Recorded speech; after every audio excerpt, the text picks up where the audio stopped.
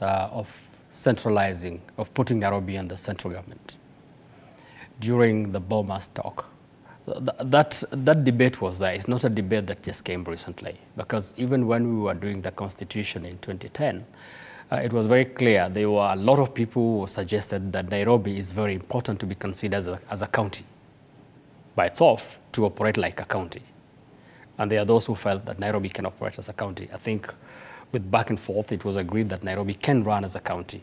But I think if you look at the administration of Uhuru and now the administration of Ruto, after the first term of Nairobi, when Sonko came in the second term, Uhuru felt it was not tenable for Nairobi to operate as a county.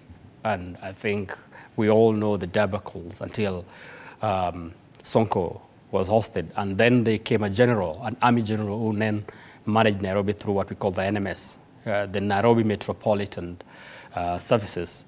I think the same thinking, if you listen to the President Ruto, before even the Deputy President spoke about Nairobi, he said Nairobi is too important to be left to be managed as a county, because the debacles within counties, we all know how counties are managed by the MCAs, putting a chain around the neck of the governor and then taking the governor around.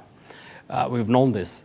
And you can hear there are people who lauded the management of Nairobi through the NMS. Of course, they were the negative side of it. But there are those who felt that at least when NMS took over, we could see Nairobi turning face. The same thinking was a thinking that the president talked about, and now the deputy president has come up. For me, I will forgive myself to think that the deputy president, because of the issues he has with the Sakaja, is when he came in. But if you listen to the nobility of what the president himself said, is that Nairobi is too important to be left to be managed by a governor, just like the other counties. Because one, this is the seat of government. This is actually the capital city of this country. It is actually the business center. It has nothing to do with UDA politics. That's why I'm saying I forgive myself to talk about this other point. I think the deputy president, and if you can see the president and I cultism, which is said by Mashari Gajido, the deputy president, I and the president. So whether he's talking about himself and the president thinking big beyond the party issues, personally, the timing was probably the wrong thing. The timing probably was the wrong thing, because that is the point where UDA was doing its grassroots elections. But I think the nobility of the idea is Nairobi City is too important. I will also take it like that. You will need to take it like that. Do you feel it's time where we'll probably go the same way, or probably something similar like the NMS route?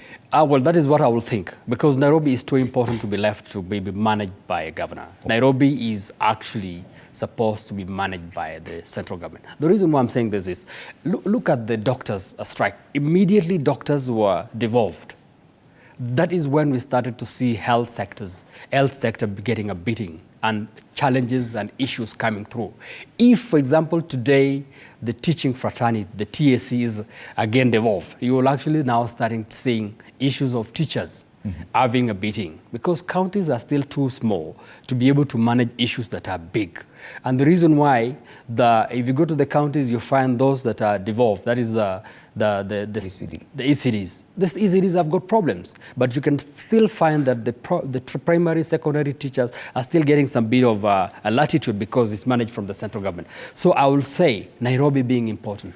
Nairobi is very important for it to be allowed to be managed by a governor. It should be managed by the central government. And so I will forgive me if I will say the timing was the only wrong thing. It's an issue of timing again. There is timing, yeah. Many would think, Bwana Maliba, it's the UDA